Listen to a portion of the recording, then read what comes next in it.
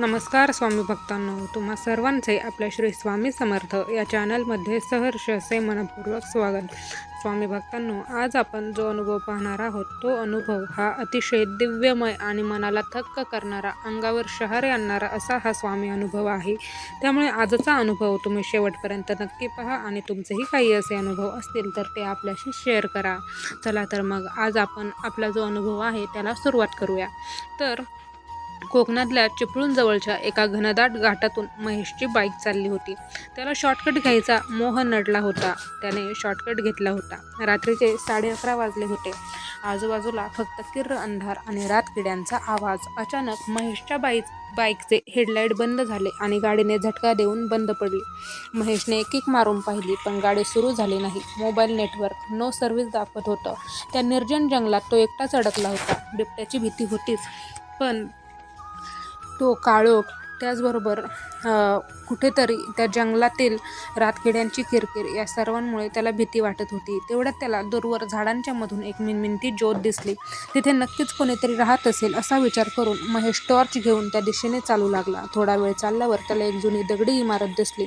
तो एक जुना स्वामी समर्थांचा मठ होता. मठ खूप प्राचीन वाटत होता. बाहेरच्या भिंतीवर शेवाळ चढलं होतं. महेश मठाच्या दरवाजाजवळ गेला. आश्चर्य म्हणजे एवढ्या रात्री आणि एवढ्या जंगलात मठाच्या आतून घंटानाद आणि टाळ मृदुंगाचा आवाज येत होता. टन टन टन. कोणीतरी आत आरती करत होतं. सुमधुर आवाजात गाणं सुरू होतं. जय जय सद्गुरू स्वामी समर्थ. महेशने दरवाजा ढकलला. दरवाजा उघडाच होता. आत शिरताच त्याला कापूर आणि अष्टगंधाचा इतका तीव्र सुगंध आला की त्याचा थकवा कुठल्या कुठे पळून गेला. गाभाऱ्यात समई तेवत होती. मूर्तीसमोर एक वयस्कर पुजारी आजोबा पाठमोरे बसून आरती करत होते. त्यांनी पांढरे धोतर आणि उपरणे घातले होते. महेशने त्यांना हाक मारली, काका, माझी गाडी बंद पडली आहे. आजची रात्री इथे थांबलो तर चालेल का? त्या पुजाऱ्याने मागे वळून पाहिलं नाही, पण हात वर करून खुणेनेच बस असं सांगितलं. महेश एका कोपऱ्यात बसला. आरती संपली. त्या आजोबांनी एक ताटली आणून महेशला दिली. त्यात गरम खिचडीचा प्रसाद होता. महेश भुकेलेला होताच त्याने ती खिचडी खाल्ली. ती इतकी चविष्ट होती की त्याला अमृत खाल्ल्यासारखं वाटलं. जाताना आजोबा फक्त एकच वाक्य बोलले, चिंता करू नको, ज्याची गाडी समर्थ हाकतात त्याची गाडी कधीच बंद पडत नाही, झोप आता. त्या आवाजात इतकी शांतता होती की महेशला तिथेच फरशीवर गाढ झोप लागली.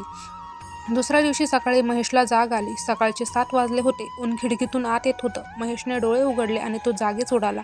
तो जिथे झोपला होता तो मठ रात्रीसारखा स्वच्छ आणि सुंदर नव्हता. मठाची अवस्था भयानक होती. छताची कौलं तुटलेली होती. भिंतींना मोठी जाळी लागली होती. जमिनीवर धुळीचे थर साचले होते. जणू काही या मठात गेली 50 वर्ष कोणीच आलेलं नाही. महेश घाबरला. काल रात्री तर इथे समई जळत होती. ते आजोबा होते. मी खिचडी खाल्ली. त्याने समोर पाहिलं. गाभाऱ्याच्या दरवाजाला एक मोठं गंजलेलं कुलूप होतं. जर दरवाजाला बाहेरून कुलूप होतं तर काल रात्री आत पूजा कोण करत होतं? महेश धावत मठाबाहेर आला. त्याची बाईक मठाच्या बाहेर उभी होती. आश्चर्य म्हणजे बाईक एका किकवर सुरू झाली.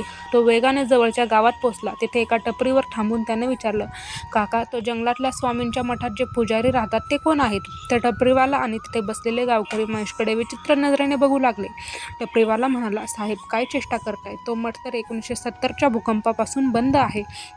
तिथे दिवसासुद्धा कोणी जात नाही, कारण तिथे रानटी जनावरं असतात. तिथे कोणीच पुजारी राहत नाही. महेश म्हणाला, अहो, असं कसं? मी रात्री तिथे होतो. एका आजोबांनी आरती केली. मला खिचडी दिली. गावकरी हसले. तुम्हाला भास झाला असेल. तिथे धूळ आणि वाळवीशिवाय काहीच नाही. महेशला स्वतःवर शंका येऊ लागली. त्याला वाटलं, खरंच आपल्याला भास झाला असेल का? त्याने सहज आपला खिसा तपासला आणि त्याचा श्वास रोखला गेला. त्याच्या जॅकेटच्या खिशात, जिथे त्याने रात्री हात घातला नव्हता, तिथे एक ताजी टवटवीत जास्वंदाची फुलं आणि एक छोटी खडीसाखर होती.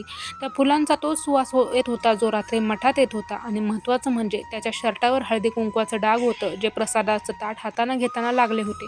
त्या क्षणी महेशला आठवलं त्या आजोबांचं वाक्य, ज्याची गाडी समर्थ हाकतात त्याची गाडी कधीच बंद पडत नाही. त्या रात्री त्या ओसाड मठात महेशला जेवण वाढणारे ते पुजारी दुसरे तिसरे कोणी नसून स्वतः भक्तवत्सल स्वामी होते, जे आपल्या भक्ताला उपाशी झोपू देत नाही. त्या दिवसापासून महेशने ठरवलं, जो जगात कुठेही फिरला तरी स्वामींची सेवा कधीच सोडणार नाही. श्री स्वामी समर्थ. स्वामी भक्तांनो, तुम्हाला हा अनुभव कसा वाटला ते कमेंटमध्ये नक्की सांगा आणि तुमचेही काही असे अनुभव असतील तर ते आपल्याशी शेअर करा.